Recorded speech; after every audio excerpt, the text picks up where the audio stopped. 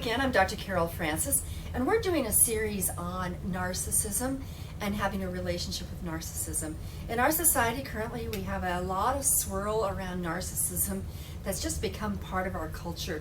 It wasn't so much so before the 70s, but it's become gradually more and more increasing in our society, so we really have to take a good look at it and how it feels to be in a relationship with someone who is completely geared toward being narcissistic. So let me just define another aspect of narcissism that's very important, and it is the sense of entitlement.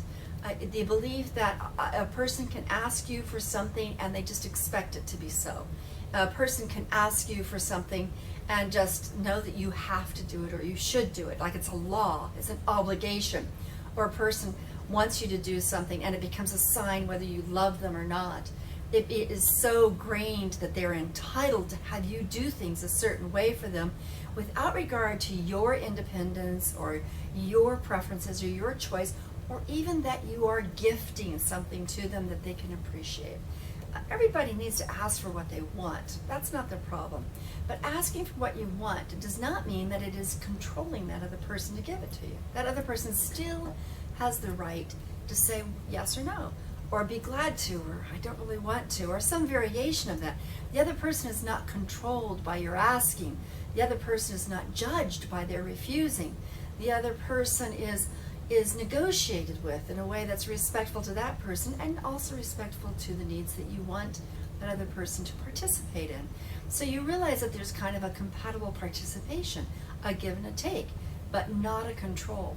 But when you're shifting into a narcissistic sense of entitlement, the person who manifests narcissistic qualities feels like what they are entitled to is the primary rule of the relationship, that is the expectation, and that anything outside that expectation is simply not acceptable and will be punished or responded to accordingly. Now, how does a narcissistic individual punish another person? They can withdraw the very thing that other person wants, such as love, attention, appreciation, and approval. How does a narcissist individual control? Well, it depends on the other person and what will control them. Sometimes being condescending and abusive will control the other person. Sometimes being flagrantly appraising and appreciating in a very controlling sort of way becomes a control component, especially if the praise is withheld when that other person doesn't conform. When everybody's conforming to one person's way that things should be, that person's in control. So whoever everybody's conforming to, that person's control. It could be a 2-year-old in a family of 5 adults. And if that 2-year-old is getting everybody else to conform to what they want, that 2-year-old's in control. When you take that 2-year-old and you grow that 2-year-old up and they never learn to negotiate and give and take and feel like they're part of everybody having control and impact and influence, that 2-year-old grows up and thinks everybody should be in their control, and if they're not, then it's wrong. And that's a narcissistic quality. If it's not my way, it's wrong. If it's not my way, it's devalued. If it's not my way, forget about it. If it's not my way, there'll be consequences. If it's not my way, that idea, we've often used the terms as, a person's being selfish, or they're egotistical, they're self-centered. These sorts of terms are related to that component of narcissism. So now, what's it like to have a relationship with someone with this aspect of narcissism? It's complicated. It's very complicated. For one person to say, I want it my way, another person to always be accommodating, if the other person, person B, is always the accommodator, then that person will run around and always try to make things just right for person A who's in control. So this person's always dancing around, accommodate, conform, and always tries to spiral everything associated to what this person is the definite person's defining as what needs to be done in that moment. So you can see person B does not have a life of their own, cannot really have thoughts or feelings of their own, cannot have wants and cannot have needs fulfilled of their own. The only time that this dance kind of works is when person B can make it such that it's in person A's best interest to get what they want to fulfill person B's needs. This is a very complicated dynamic, so that means you have to make this person who wants everything their way to perceive that their way is to give what person B wants. Now, that's where the trap often gets individuals stuck in a relationship that's not really very good.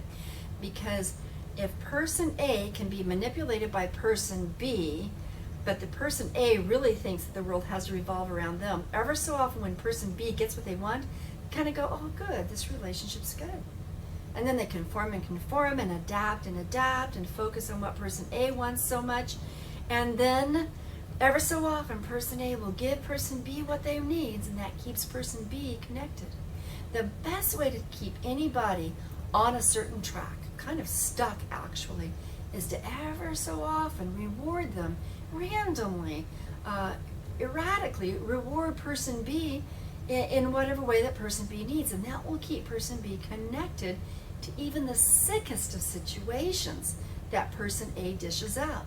This is how abusive relationships work often. The person who's very, very abusive, in this case person A, very, very abusive to person B, will tear down person B until it feels like they're about to slip and leave for whatever reason, and then person A says, well, I can't let that happen, and then perceives, oh, I've got to pull them up a little bit, get them a little bit attached and connected. Person B goes, oh good, things are changing, and person A is being kinder and giving me what I need. Okay, I feel connected. Then person A goes back to being abusive. Person B begins to be harmed. Person A perceives, oh, I'm losing, so I'm going to lure them back in, give them what they need, give them what they need, give them what they need. Okay, person B is feeling kind of better now. Okay, good, I'm getting what I need. Person A has now got two connections or two ways of hooking person B. And this goes on and on and on until the person A has got person B very, very hooked into them, because ever so often, intermittently, they give person B what they need. And that makes person B think, well, there is love and I am getting what I need. And look, they are trying and things are turning around, and then it slides down to being bad. Bottom line in this sort of situation, person A is not giving to person B out of love and respect, but out of trying to keep them entangled. Person A is not sitting there giving on a mutual basis, on a thoughtful basis, putting themselves second, or doing the dance of how to, at any given time, make this process work for the two of them. There's a very different attitude with someone who says, I know I do need this, how can we do this dance around my needs, versus this is what I need and this is what you're going to give me, and one way or another, that's the way it's going to be. Now, whether that's the energy or the attitude that's openly said, it is the energy and the attitude that is the undercurrent that is governing this type of connection. Well, I hope that helps you think a little bit more about what it's like to be in a relationship with someone who's narcissistic, and I hope you have a great day as you contemplate this and go out there and make the best of who you are and the best of your relationship. See you later. Bye.